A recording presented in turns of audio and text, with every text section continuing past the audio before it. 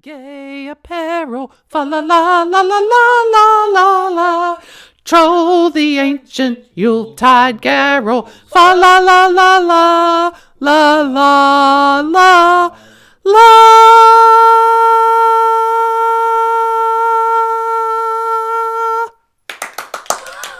Okay, that was silly. All right. Okay, so it is Jingle obviously bell- getting a little closer to Christmas time. So we're getting that little boost of like Christmas energy kind of coming through as we're Thanksgiving's over by the time you hear this. and we're having wine. We're having On wine. Surviving on Wine and Cuss Words. We're having some Moscato. Look. Mom, what are you drinking? Oh, a Boda box. Boda box. Boda box. of what? Boda box of bourbon barrel. Bourbon barrel aged Cabernet. There's a lot of alliteration there. It's a Boda box of bourbon barrel aged Cabernet. Beige. We're being silly, Okay. but you know, you gotta laugh. You either laugh or you cry. Good. So if you hear us sipping, we're sipping on some wine. So feel free to pour a glass of wine. We are getting into the end of the trial and the end of our legal experience through this. This is super exciting. We're gonna start with the closing statements, move on to sentencing, what happened after the sentencing, and Well, yeah. Where we last left off, the defense rested its case after the completely useless testimony of me, Charlotte, yes. which is ridiculous, but we have some very interesting. I mean, this could be a 10-minute read, but you want to hear these closing statements? Yeah, let's hear the closing statements. I think we should. Judge, I'd like to use hear about. Okay, all right. This is Mr. Patterson starting first. Then we go to Mr. Brown, the defense, and then we come back because Leslie wants to be last. Mm-hmm. So he says, and this, remember, is the prosecutor that was really berating and belittling to the defendant, which makes everybody a little bit happy. But he says, you hear about child molesters, about the cases.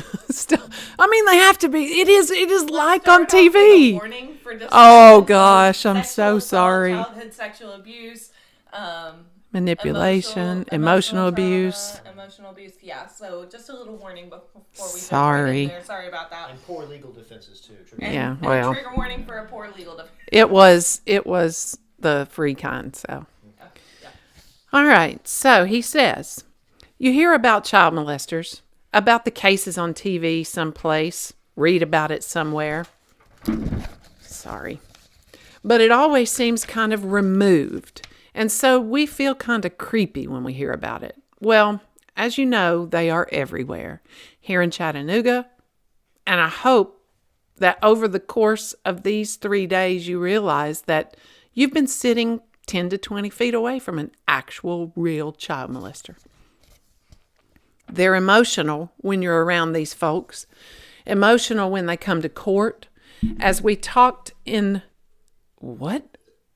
I should have reread this. As we talked in voir dire, I don't know what that means. As we talked, it's really, really important that you make your decision not based on the emotion that we all feel, but on the law as it pertains to these particular crimes. This defendant has admitted most of the elements of the crime. Aggravated sexual battery is admitted, his daughter's age, and that he did touch her vagina. Can we say that? Are we good to say that? Are we? We've already done the trigger. You good? You've got your therapist sitting next to you. So if you need me to stop, my eyes are going to be on this paper. If you need me to stop, you just say stop for a minute. Okay. Okay. Safe word. Okay. All right. The only thing he's not admitting that he did it for sexual purpose. And with the statutory rape by an authority figure, he's admitting that penetration happened. Can I interject right there? Mm-hmm. So something that was in his testimony that I forgot to mention in the last episode was that he admitted to touching me, but he said that it was not sexual, right? He said it wasn't for sexual purposes.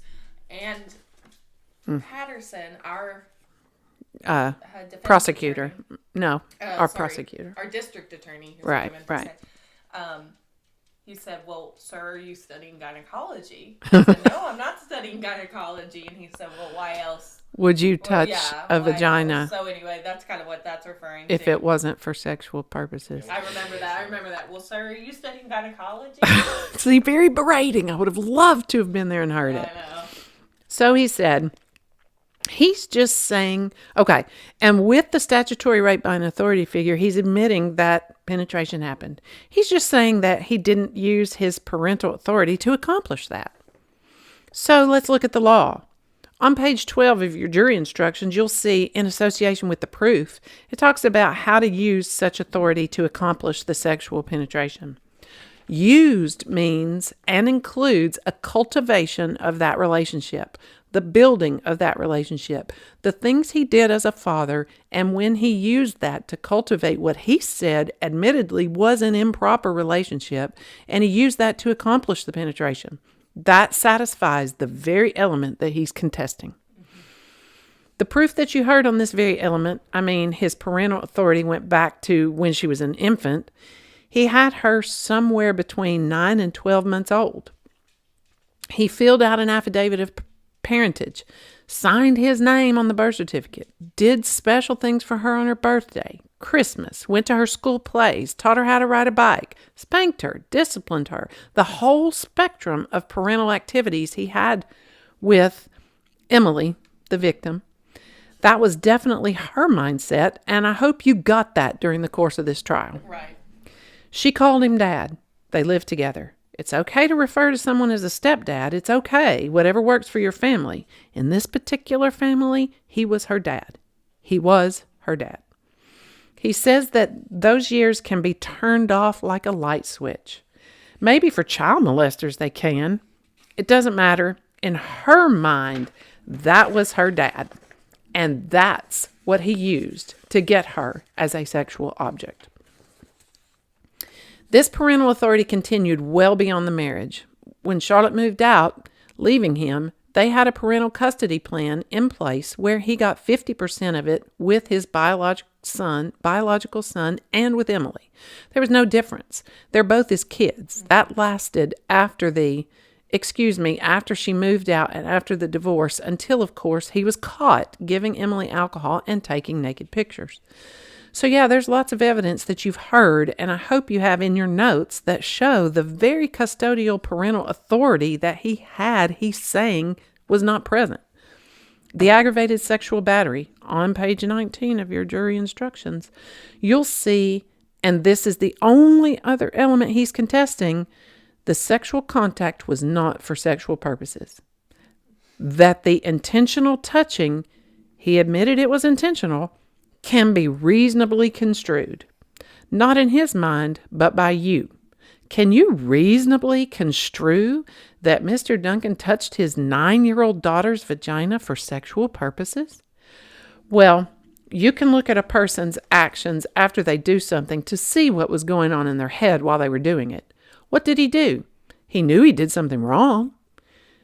And I'm quoting him here, I realize I probably affected her for the rest of her life. I immediately started apologizing to Emily. I said what I did was just wrong. I knew I could probably be arrested for it. That's huge. No, we're no longer quoting. He says the prosecutor says that's huge. Arrested. He knew he'd done something not just wrong, but criminal. What else would it be? There's no law against accidentally touching someone like that. He touched her, his daughter's vagina. And then he tells his 9-year-old daughter, quote, if you want to, I'll go turn myself in. For what? For accidentally touching her? That's what he wants you to believe. That's what he said. I couldn't believe he said it, and he said it again in front of you today. That's what he told his daughter, like he wanted her to believe that. Quote, if you want me to, I'll turn myself in. That's not a reasonable expectation, and I'll come back to that later.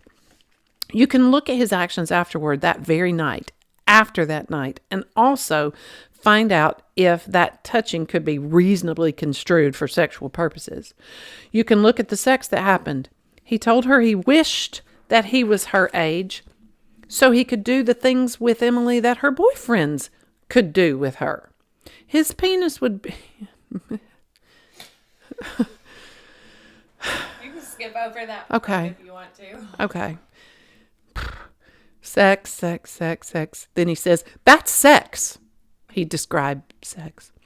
That's what it is. He's trying to tell you, quote, I wouldn't think about that with my 9-year-old daughter, 12-year-old, 13-year-old, 14-year-old. That's okay.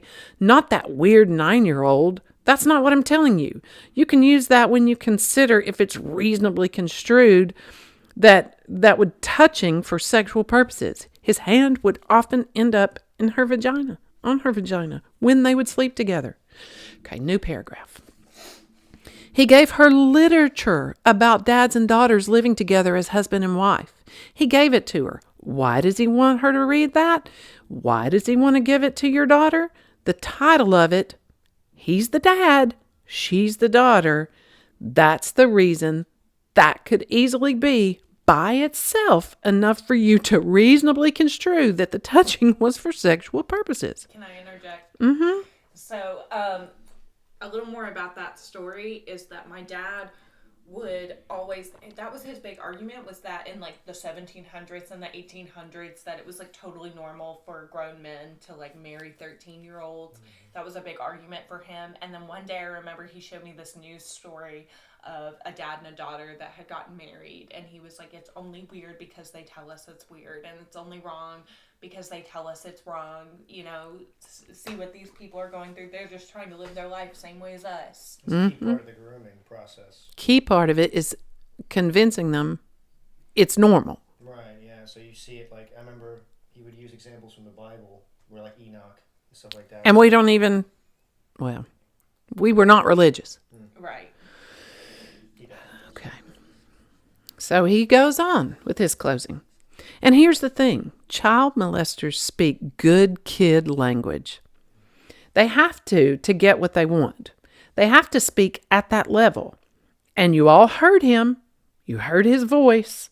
How articulate he was. Sound reasonable, didn't it? Sounded reasonable, didn't it? Did it sound completely reasonable? That should give you chills. That's how he described how sex was okay with Emily as a girl, as a minor, as his daughter. You just heard he saw how he got her to feel this way. He described it to her for years the way he did for us. In what? About an hour. That's how child molesters operate. That's how he operates. That's how he got what he wanted. You can tell it's emotional for everybody, even the lawyers involved. You still have to follow the law. And so emotion gives you a reason why this stuff is wrong. The law gives you the reasons, the checklist you have to go down to say that it's wrong. So compare your notes. Talk to one another. Go over the evidence. For Emily's sake, come back with a verdict of guilty and tell him that it's wrong of aggravated sexual battery and all 4 counts of statutory rape by an authority figure. He was done. Mr. Brown, yes, sir. He's ready to go. This is defense. Yeah, this is the defense attorney stepping up here. For closing arguments. Ladies and gentlemen, I want to thank you both on my behalf and on behalf of Mr. Duncan for your attention and for your service over the last few days. It's quite a thing to do. Being a juror is something that not many people get to experience, and it's something that we do probably once in a lifetime. And I certainly appreciate your service and the attention that you've given to this matter, because it's a very serious matter. And we explained that to you in voir dire, which is the same word that I couldn't, whatever that is, that's a technical legal term. It was also discussed to you during your voir dire, or Mr. Patterson asked you about what was the first thought that came to your mind when he mentioned the judicial system. And a lot of you said fairness. Mm-hmm. I think was probably the majority of you said fairness.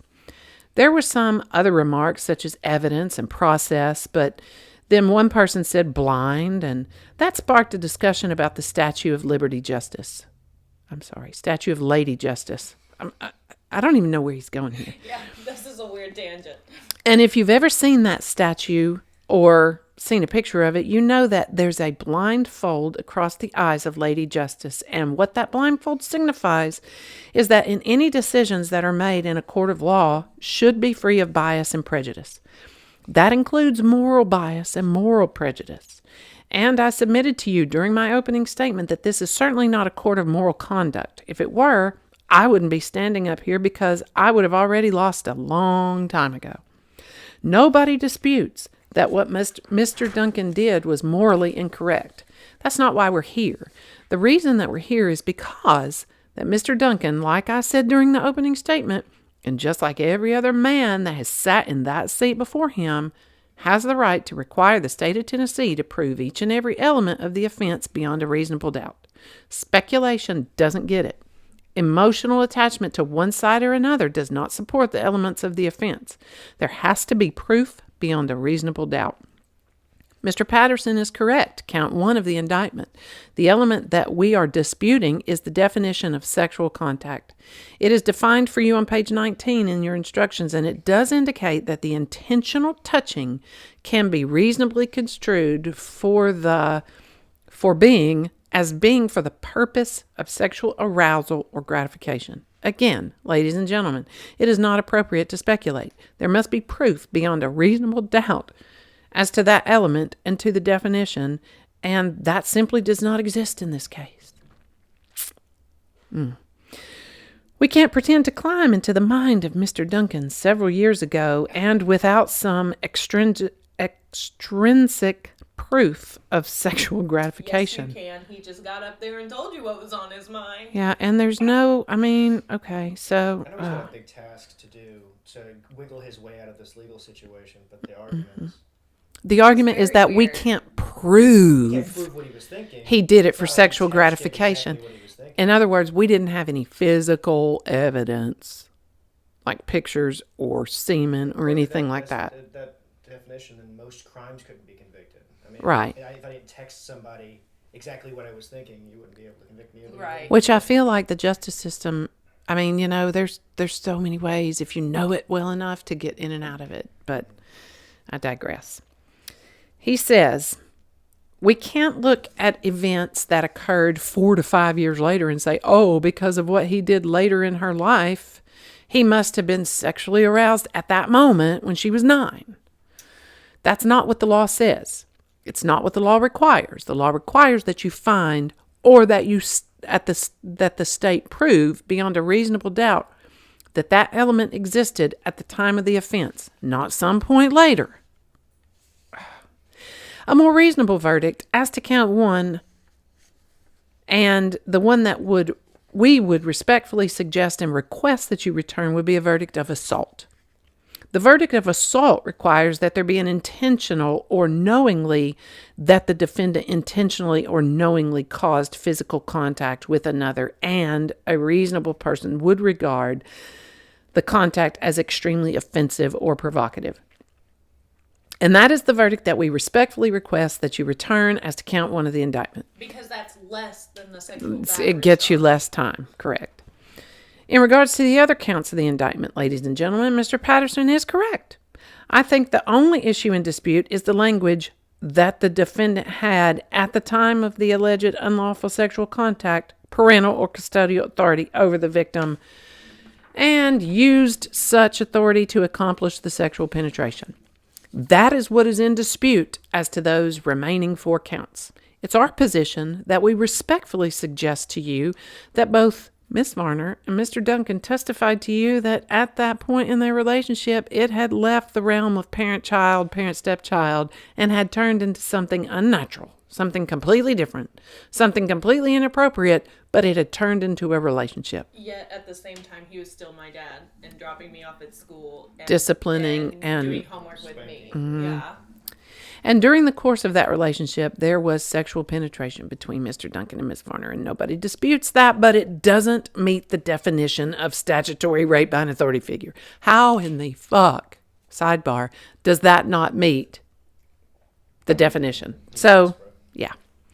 It is aggravated statutory rape because there was a 10-year difference in age between Mr. Duncan and between Miss Varner. So they're saying it's aggravated statutory rape as opposed to statutory rape by an authority figure because they're trying to say that he removed himself as your father and was now a partner. Okay. And that's nonsense. I always knew. It's nonsense. Introduce him as Dad. Yeah. That's what he was in your phone. Yeah. Okay, that is our position in regards to those remaining counts, and that is the position and the verdict that we are asking you to return in respect to counts 2 through 5. Doing so would in no way justify, excuse, or otherwise condone what Mr. Duncan did to Miss Varner. Don't be under the impression that if you follow the law, that you're going to excuse what happened, that you're going to condone it, that you're going to send a message that it's okay, because that's not why we're here. We're here to send a message. We're here to apply the law that has been given to you by the court to the facts of this case. On the last page of your jury instructions and just read to you by the judge sort of sums up what I was talking about with Lady Justice. It says, quote, "Members of the jury, you should enter upon the consideration of this case with due regard to the seriousness of the questions submitted to you for determination, and you should strive to free your minds of all bias, one way or the other. You should have no sympathy, you should have no prejudice, or allow anything but the law and the evidence to have any influence upon your verdict. You must render your verdict with absolute fairness and impartiality. Look to all the facts and circumstances in the proof before you make and report to the court such verdict as you think truth and justice requires." That is why we're here. We're not here because he sent text message all those years, 2 years ago, saying I'm a child abuser or molester or whatever it says. He said that on May the 8th, 2015, and he told you that. I told you that during my opening statements, that he told you that during his examination on the trial, that that's not why we're here. We're here to apply the fact. Those events that occurred over the span of time, you're to apply those events to the law and return a verdict of truth and justice. Thank you for your time and thank you for your service. So all he wanted was a lesser count, 5 lesser counts. Yeah. Now, if we right. Technically speaking. Mm-hmm. So. And then Leslie goes back to say lots of stuff like, "You're crazy, you're wrong, it fits the bill." Right. So let's kind of get into what happened with the sentencing. So, well, the jury deliberates, right? Let's kind of talk about that. Oh, yeah, they let him go after closing statements to deliberate. Right. And that's terrifying. We're sitting there. We went to lunch. Oh. I mean, they gave them their instructions. They sent them off to deliberate and come back with a verdict. At this point, you had an entire jury plus 2 alternates in case anybody got sick or didn't show up. And before he sent the jury to deliberate, he dismissed the 2 alternates, and they came out in the hallway and introduced themselves, to Emily. "I'm so sorry you had to go through this." And another one said, "I don't know why they're even going back in the jury room." So we felt pretty good. Well, one of them, these are the alternates that were allowed to leave before deliberation because all jury members were there. So the 2 alternates came up to me, and again, they apologized, had their sympathy, but then they said, "I don't understand why we're here."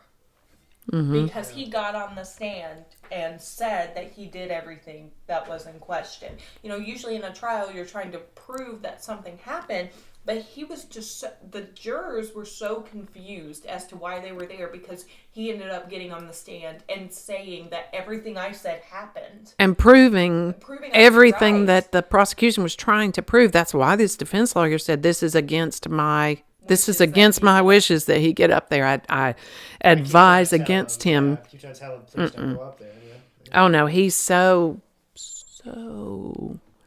self-centered, self-absorbed that he felt he could convince people grandiose ideas. He was convinced he was going to get up there and say, explain it from his perspective, and the jury would be like, "Oh yeah, it's not." I get it. I get it. Yeah, yeah. So that was his own fault. And the jurors that got dismissed did say that. I don't know why we're even here. I don't know why.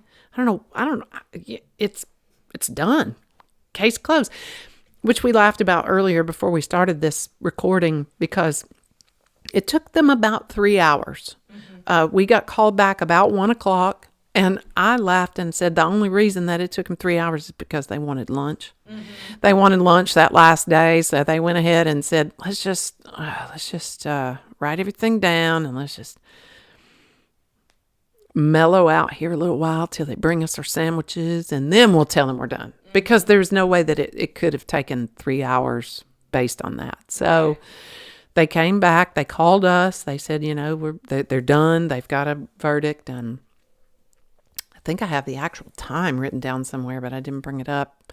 But we all got in there. They brought the jury back. They brought everybody back. And the judge told everybody this is a very emotional trial and they're about to read their verdict. So I want this courtroom quiet. And it was nerve-wracking. I mean, even though we knew how it was going to happen, it was emotional. No, it was terrifying because they could say anything in that moment. Anything. And all of it could have been for nothing. So it was, no matter how confident we felt, it was terrifying. And when they asked him, juror number 44 stood up and said, we find him guilty on all 5 charges as charged, period.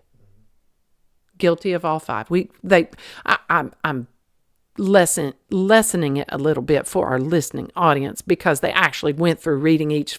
And then they said guilty, and they read the next one, guilty. So we had to hear it 5 times, but as charged, they did not lessen them per his request. And that was a huge, successful day. It was a huge win. A huge win, because Emily's told you in the past on this podcast that I had done some research. It was all... There were so many things that I needed to keep my brain from going absolutely off the fucking deep end. And one of them was researching, so nothing would surprise me. So I knew with these counts, if I'm not mistaken, because I knew a lot better at the time, I knew at these counts that if we got the maximum sentence, that he was looking at 38 years, something like that. And I was like, oh, please, please, please serve them. Because the maximum would mean that all 5 were served concurrently. No, consecutively, so that when one sentence was done, the next sentence was done, and then the next sentence. So I was like, okay, all of them, maximum, served consecutively. But he stood there that day and said, well, let's get us a date for sentencing. Of course. Which of course meant, oh, crap, you mean you're not going to tell him today? So this was in April. And I believe it was July. I can go look on the wine bottle that we had that night, and it'll tell me what day we had sentencing. But sometime in July, we went back for sentencing, and that was... no, it was closer to like September or October. It was not, because I was at the pool the day I got the phone call that talked about the appeal. Okay. But, sorry, I didn't mean to yell in your ear.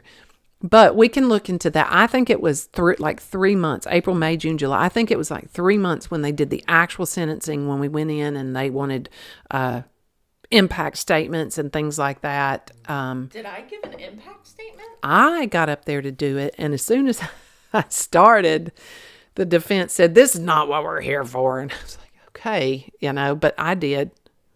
We were impacted by it. Yeah. I was supposed to speak for the entire family. This is how it affected us.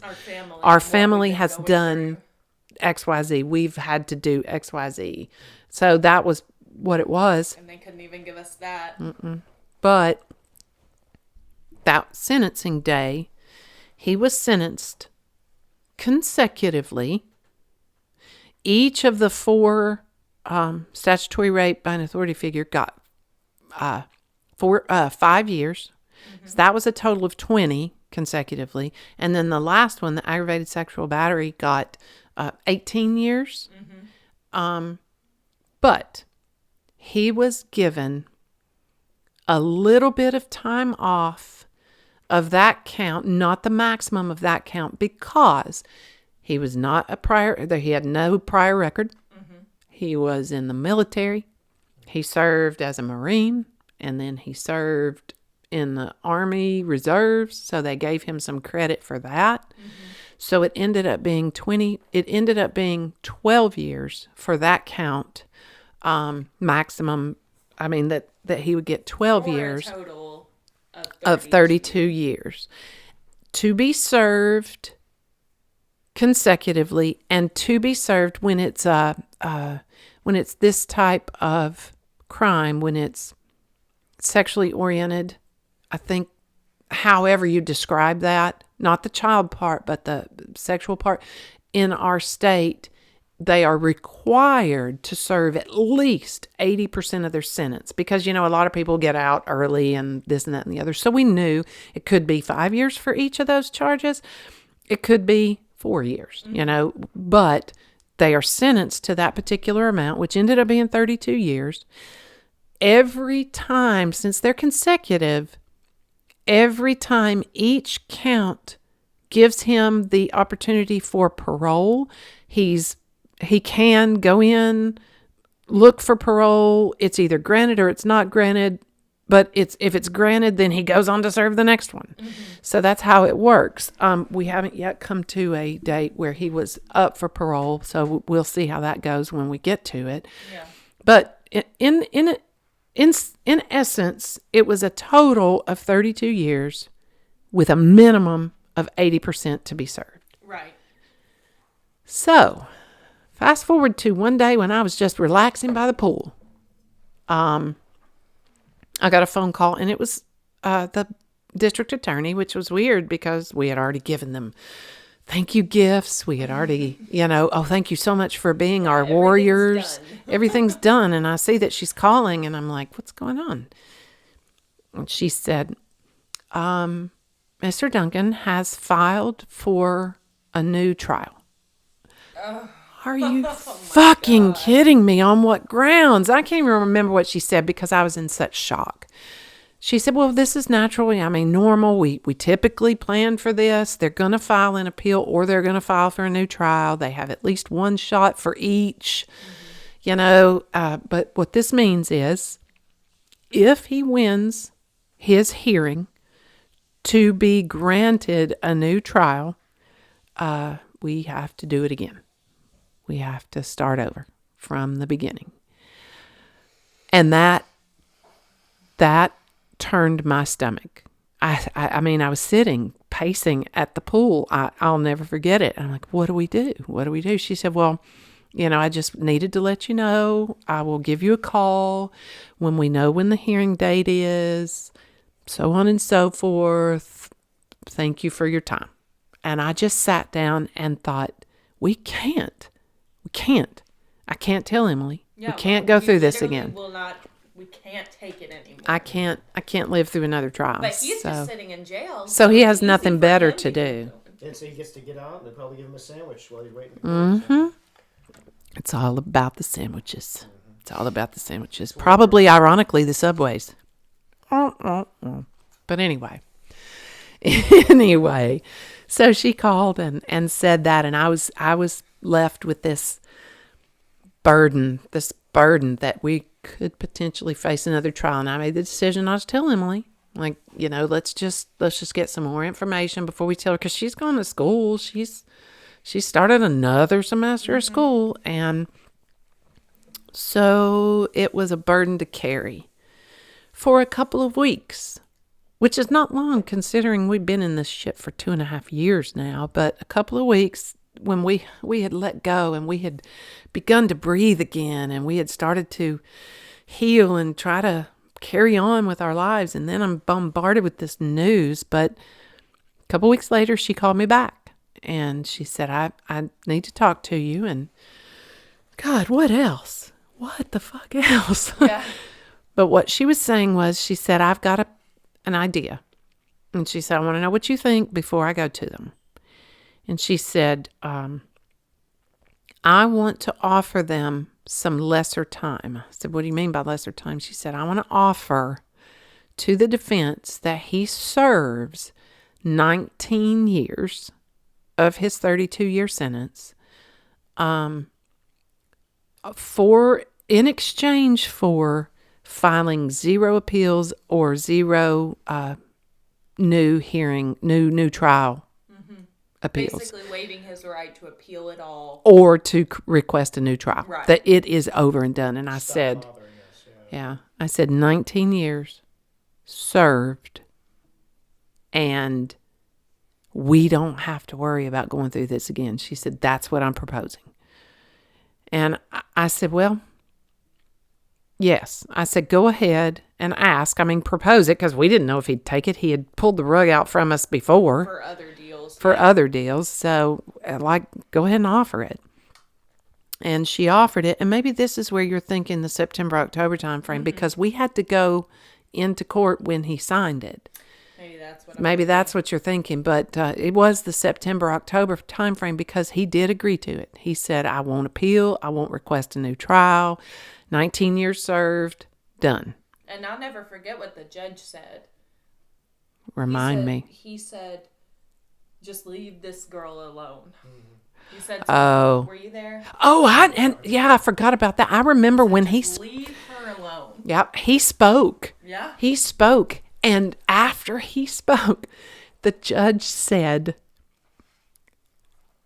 okay, it is clear, Mr. Duncan, that you have 0 remorse. You do not understand at all what you have done to this girl and her family, because all you care about is yourself. The statement you made was filled with I's and me's. You do not get it. You do not get it. Yeah. And he talked about how much it had affected him. How he felt about and it. how he's changed. Right. So it was a nice rebuttal by the judge. You don't get it. Yeah. You're just off the deep end here. So we did go back. He did sign it. He did agree to 19 years served with the agreement not to appeal or not to request a new trial. So he can't. He's done. It's over. He's serving his time. And let me see here. The first date, what we have in here, I'm gonna look it up, because I've got the dates for when his first can come up, because, like an obsessive, weird mother, I look this stuff up all the time. Emily also does. I notice she likes to keep an eye on. Do you really? You have the app that has him? Sometimes I like to make sure. And the fucking picture? I like to see if he's still there. Maybe he had some heart issues. I thought maybe. Oh, I look, make sure it doesn't say deceased. Right. But my fear is that it says, especially during COVID, when they started talking about they were releasing people.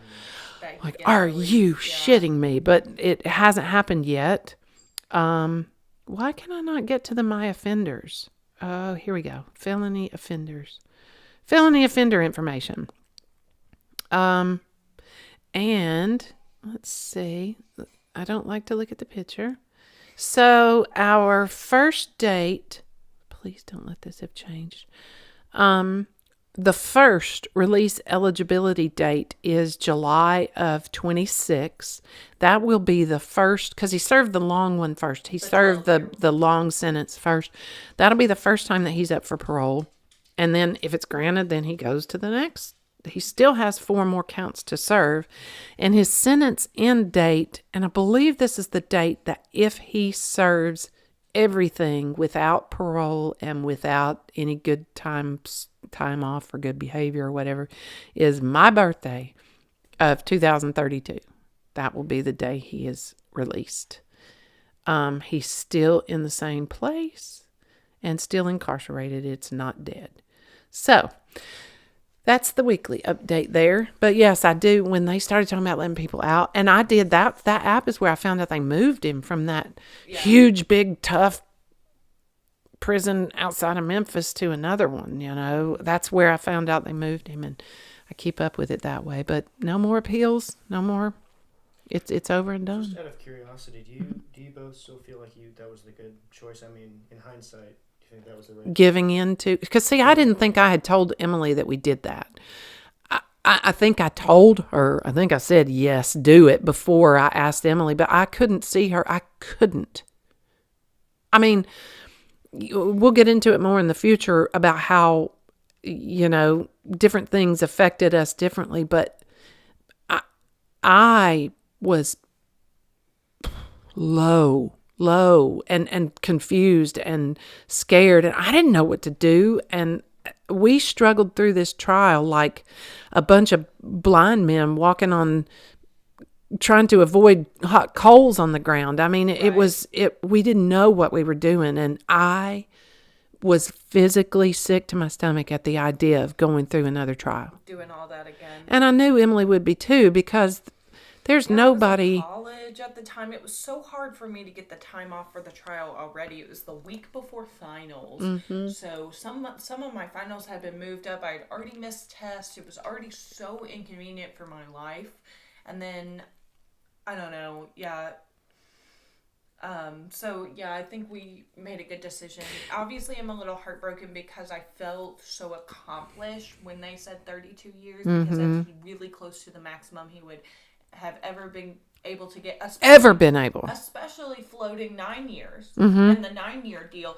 So for 32 years, I was like, God, we won. Did it. We did it. Mm-hmm. And then to come back and say, well, let's, shave off 11 of them. Yeah. Or 13 or whatever. The math. I'm not good at simple math. Okay. But I weighed a lot of things. I weighed that this really needed to be the end. I didn't need to hit her in the stomach again, number one.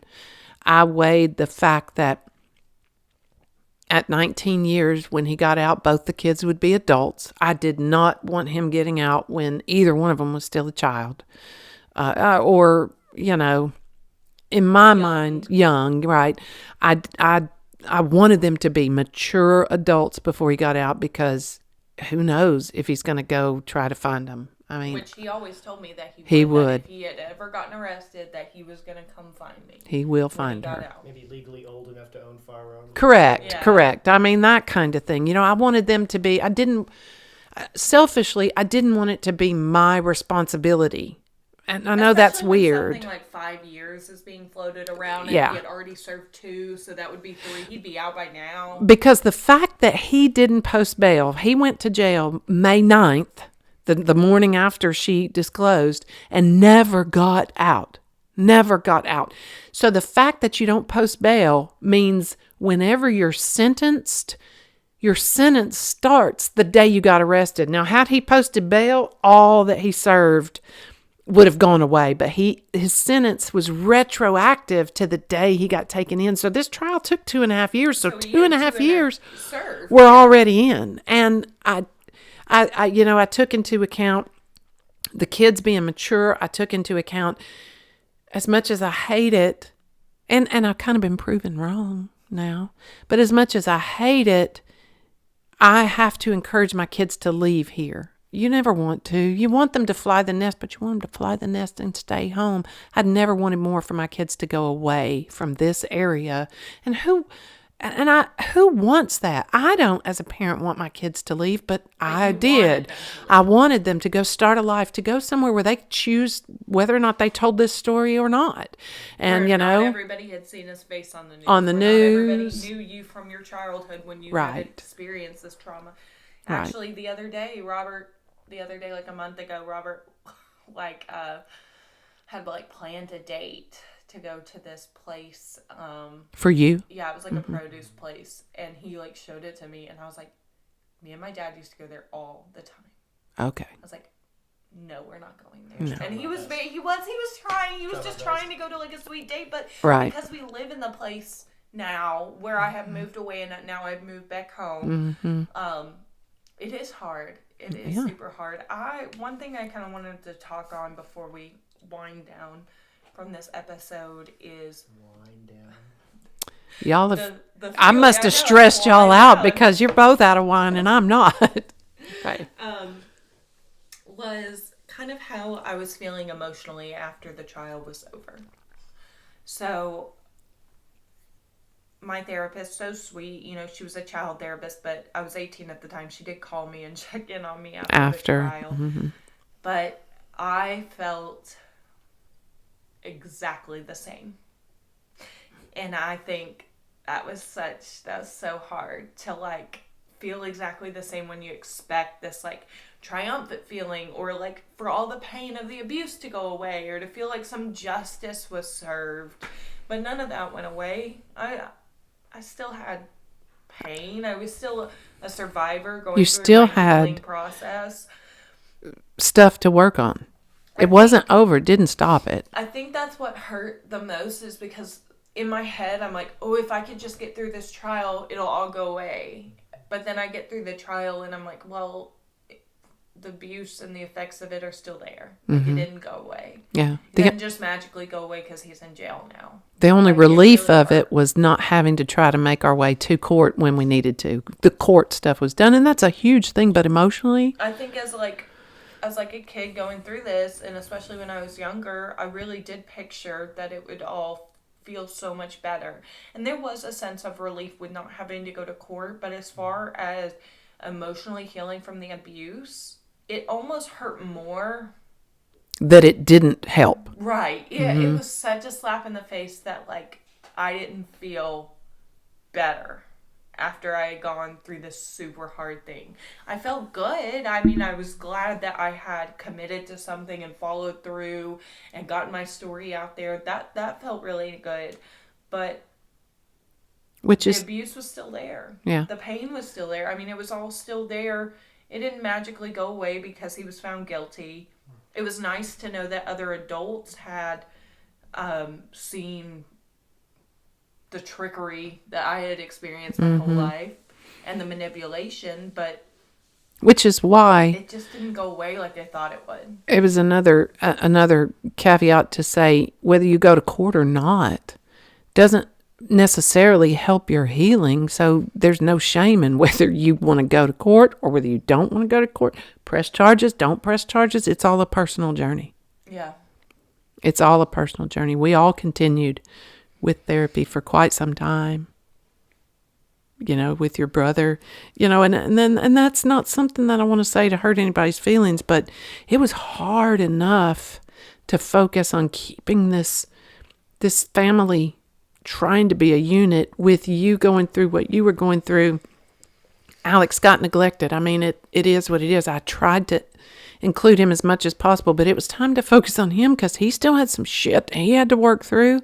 I was still catching him with drugs. I was still catching him with, you know, being a bad kid. And you know how hard it is to discipline your kids when it's their dad that introduced them to that shit? Yeah. I mean, I could have yelled and grounded and taken shit away if it was you and Bobby Sue and Billy Bob out behind the barn trying drugs and shit, but it wasn't. It was your own dad in the living room. And that's hard because that's not your fault. Right. So it's so hard to discipline. So we're just doing something that our parents right. do. You know, so, I mean, that's where I'm going to leave you here, and that's where my story is going to leave off, because that's what gets us into how did you navigate life through all of this. Emily, Alex, me, all of us, anyone involved in it, it's where we're going to continue this story. Tell us how you navigated life, because I can't imagine the shit that I would get in with my spouse if I were having to do this. And we're going to cover all that. We're going to talk about all that because it's a time for everybody to share and learn. Rob, we first started dating kind of around the sentencing and around the change in sentencing as well. Do you have anything that you might want to add to what you kind of saw me go through at the time? Well, I think time has been a big deal in all of it. I think, if you're out there and you're experiencing things, you don't have to disclose, you don't have to press charges, but you don't have to do it alone either. And you had a good support system from Charlotte here, and I like to thank me. I did my best. Mm-hmm. But yeah, it was really hard. I remember just after the sentencing, because I hadn't been there for a lot of the trial, we sat down with every piece of paper and document that she could find, and we read through, and I couldn't believe it when we were reading through it. It was like, it was like so absurd. If you had told me afterwards, psych, I made it all up, I'd be like, okay, that makes sense. It was so bizarre, but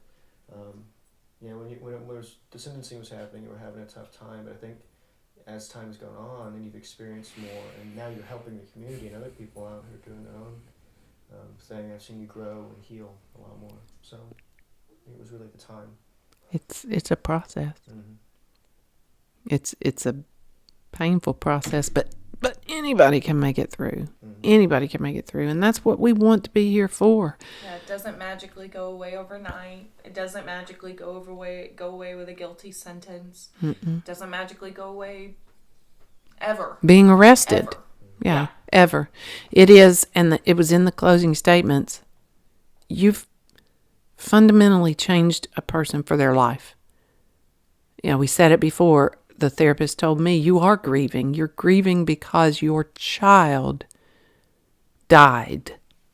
And now you have this other person who is your child, but what you knew of your child died, and you are grieving. That doesn't change. You can't undo it. You can't undo what was done. You can only move forward in the best way you know how, with the best support you can gather, which we're here for. Yeah. Which we are here for. Amazing support, amazing family. That's what gives me the strength to kind of come on here and talk about it. I know that it's not an easy topic to talk about. It's not an easy topic to listen to. I know that this is not everybody's cup of tea, but if there is a single soul out there that is relating to this, that is getting any sort of any help, any ideas, or understanding from this, mm-hmm. I will keep doing it. Right. We will keep at this. And we're not just asking you guys to send us stories of what happened to you. We're also asking you guys to ask questions, because we know it's a difficult subject and it's difficult to ask, but we're here to answer. My friends and my support system, because you've got me being a primary support system for Emily when this was happening, but I've also got friends who were a support system for me, and nobody wanted to ask questions. It's a difficult subject, but they don't want to ask questions. So they're too nervous. Yeah, it's like, what's going to hurt, what's not going to hurt. We're here to tell you there's not any question no wrong question that you can't ask us. We will answer it. If you are in a particular situation and you're like, what did they do here? Or if you're just curious, what did they do here? We don't care to answer it. Please feel free, of course, to reach out with questions, comments, and concerns at survivingonwineandcusswords@gmail.com. As always, we will continue posting our YouTube videos every Tuesday. Thank you so much for the love, the support, the views, the likes.